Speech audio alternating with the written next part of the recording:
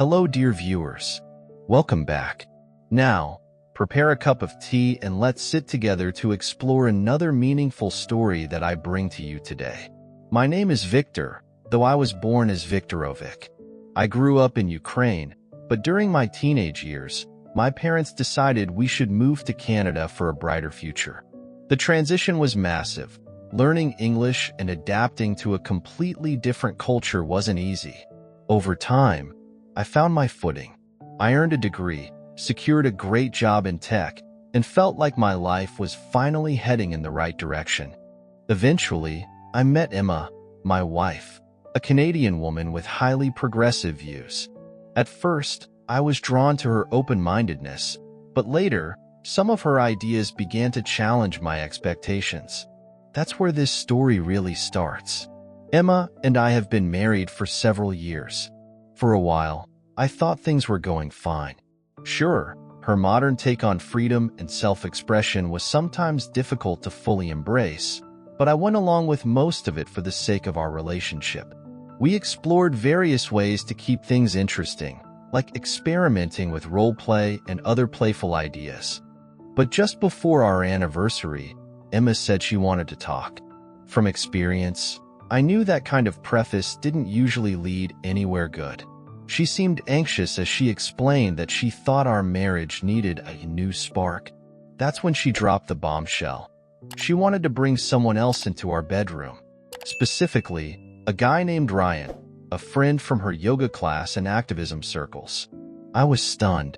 Essentially, Emma was asking me to step aside while she got involved with another man in our own home. As a husband, hell, as a man, this was the last thing I ever wanted. I asked her some direct questions. So, by this logic, if you invite Ryan into our bedroom, I can invite another woman, right? Emma shifted uncomfortably. Victor, you don't get it. This is different, she said. Then, as if trying to compromise, she added, we can discuss the idea of you inviting someone else later. Her attempt to justify her suggestion only made it more absurd. I've always believed that marriage is about partnership, having each other's backs through everything. I worked hard to build a stable career to provide for us, while Emma had gradually drifted into her world of activist meetings, yoga retreats, and self-growth seminars. She spent hours reading blogs about progressive marriage models and rejecting what she called outdated traditions. That's how Ryan came into the picture. From my perspective, Ryan was an opportunist. He loved to preach about freedom and always lingered around Emma's social circle. I started suspecting that something might already be going on between them and that this proposal was a way to legitimize it. I refused outright, but Emma kept insisting, trying to normalize the idea. She wanted to bring a stranger, at least a stranger to me, into our home and marriage. That's when I realized we had no future together if she was this determined. Divorce seemed like the only reasonable solution. But before taking that step, I decided to teach Emma and Ryan a lesson. They wanted an unconventional, liberating night? Fine. I'd give them a night to remember. For the first time, I pretended to agree. All right, I said with a forced smile. If this is so important to you, let's do it. Emma looked shocked but thrilled. She immediately began planning, going into detail about how everything would play out. I asked questions to seem curious. Why Ryan specifically? He's just a friend, right? Maybe there's someone else you'd prefer? She hesitated before answering, of course, he's a friend. We just get along really well, share interests, and he's the first person I thought of. Her nervous tone only deepened my suspicions. Over the next few days, Emma prepared for the event with growing excitement.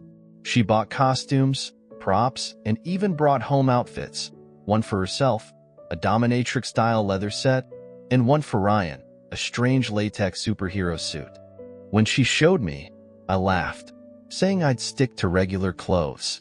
Emma clapped her hands in excitement, completely oblivious to my real intentions. This is going to be amazing, she kept saying. Trust me, after this, you'll feel so much freer. I nodded along, all the while setting up hidden cameras throughout the house. I had cameras installed everywhere: living room, bedroom, kitchen, hallway, even outside. Every angle was covered, complete with microphones. If this was going to be my ultimate play, I wanted undeniable proof of every humiliating second. Finally, Saturday arrived. The house looked warm and inviting. Snacks on the table, candles lit for ambience, and a bottle of wine sitting in the center. Emma left to pick up Ryan, giving me about 30 minutes to execute my final setup. Once she was out the door, I grabbed the wine bottle and poured a small amount into a glass to make it look like I had already started celebrating. Then, I took out a heavy dose of laxatives, enough to obliterate any sense of yoga-induced mindfulness or bodily control. "Let's see how close you two really want to get," I muttered, emptying the entire dose into the wine. But that wasn't my only move. I locked the bathroom door from the inside, climbed out through the small window, and made sure it was completely inaccessible from the outside. "Sorry, guys," I said to the empty house. "Your path to relief is officially blocked." I left a quick note on the table: "Work emergency, server meltdown. Won't be long." Then I grabbed my laptop, drove a few blocks away, and settled in to watch the live feed. About 15 minutes later, Emma and Ryan arrived. Emma was glowing with excitement, while Ryan trailed behind her. He was tall but lanky, dressed in a tight turtleneck and sporting a thin, wannabe stylish mustache. To me, he looked like the kind of guy you could knock over with a sneeze. As soon as they stepped inside, Emma saw the note and called me. "Victor, are you serious? You left? What's going on?" "Big crisis at work," I sighed, pretending to sound stressed. "I'll be back soon, but you two should just start without me. You know, I can walk in as a surprise, just like you said you'd love." Emma laughed, clearly thrilled by what she thought was my newfound enthusiasm. "Finally, Victor!" she exclaimed, practically beaming through the phone. "I told you this would spark your imagination. You're going to love it." I hung up and returned to the live feed. They were now in the living room. Emma was relaxed, while Ryan lounged on the couch, exuding misplaced confidence. "Victor actually agreed to this?" Ryan sneered.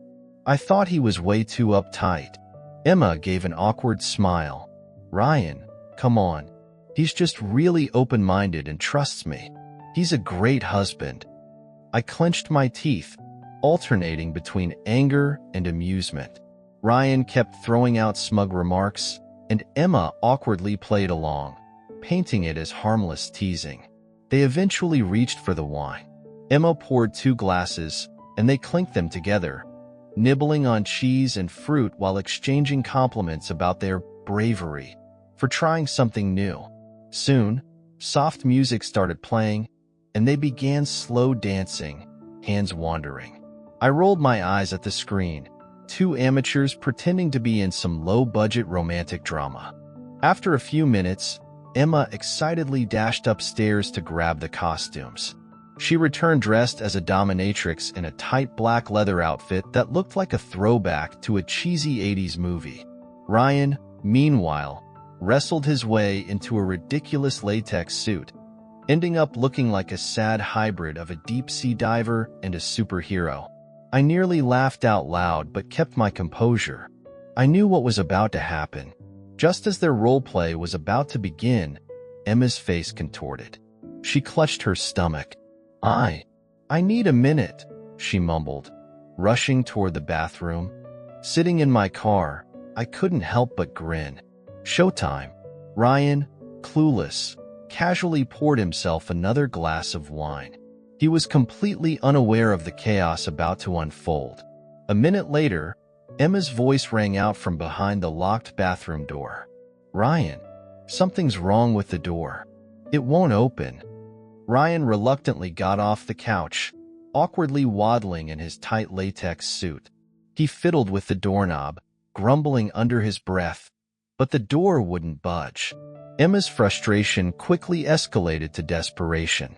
"Just break the damn door down," she yelled. Trying to be the hero, Ryan stepped back, puffed out his chest, and slammed into the door with his shoulder. He immediately bounced off, stumbling backward with a pathetic thud. I nearly choked on my laughter as I watched it all unfold live. From laughing so hard, I nearly lost it when a loud, unmistakable fart cut through the air. Ryan doubled over, clutching his stomach. "Oh no, my gut!" he groaned, staring at Emma in horror. I was howling in my car, tears streaming down my face. Everything was unfolding exactly as planned. Emma and Ryan realized the bathroom door wasn't going to budge, and every sudden movement risked catastrophic consequences. Emma panicked. "The window. Go around and climb in so you can unlock it from the inside," she shouted. Pale and drenched in sweat, Ryan stumbled toward the back door. His latex suit made every step a struggle, like some slapstick superhero parody. Just as he reached the door, he tripped and face planted onto the floor, unleashing another thunderous fart. I nearly fell out of my driver's seat laughing. Meanwhile, Emma's situation reached critical levels. "Oh my God, I'm going to lose it," she wailed, clawing at her leather dominatrix outfit. The zipper was stuck. She ran frantically from room to room, trying to peel it off, gasping for breath as she fought with her outfit. The leather clung like it was mocking her. Eventually, she managed to yank part of it loose, but by then, the pain in her stomach was unbearable. Desperate, her eyes locked onto a large decorative vase we'd bought years ago. A piece of ancient art, and apparently her only salvation. Deciding that Greek history wouldn't mind, she perched herself on the vase. The noises that followed nearly killed me with laughter. Emma, squatting on a vase, resembled some deranged goddess on a throne of shame. On another camera feed, Ryan had stumbled outside, still clutching his belly. He made his way to the sealed window, pulling and kicking at it in vain. Spotting a tree branch, he bent down to pick it up, presumably to break the glass. But his stomach had other ideas. His face twisted in agony, and in a desperate move, he tore a hole near the crotch of his latex suit using the branch. With no dignity left, Ryan squatted behind one of my decorative evergreens, a tree I had planted and nurtured with care. Watching through my laptop, I muttered, "That latex is airtight, buddy. You're basically vacuum sealed." The sight of him under my tree completed the masterpiece.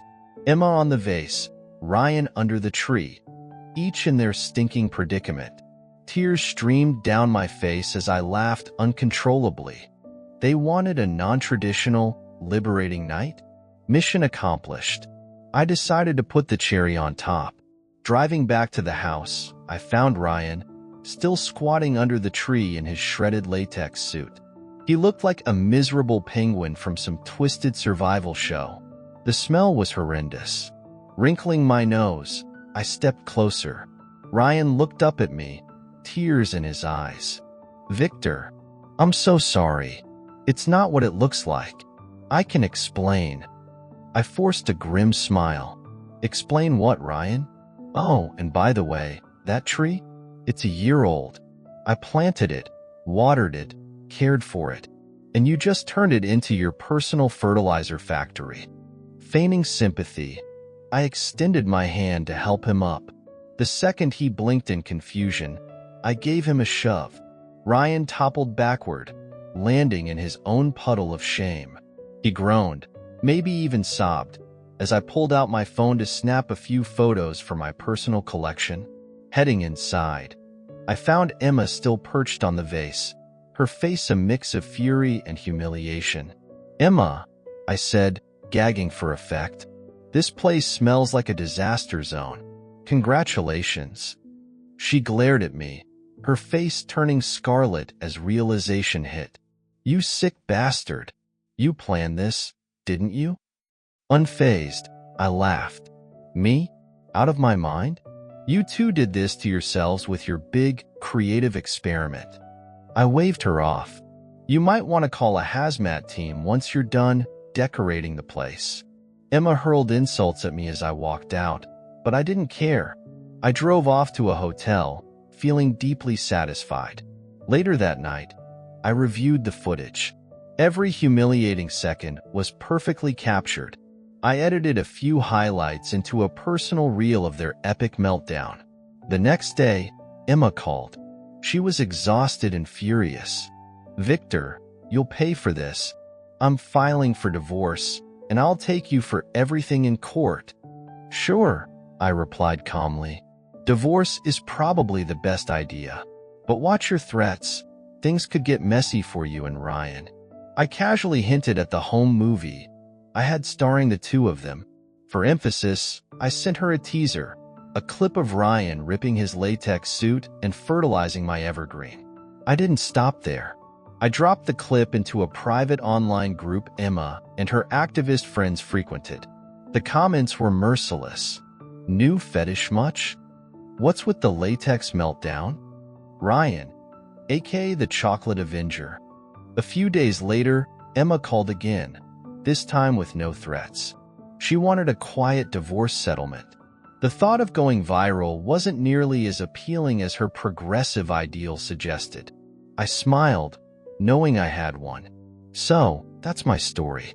If you enjoyed it, don't forget to subscribe, hit the like button, and share your thoughts in the comments. Take care out there.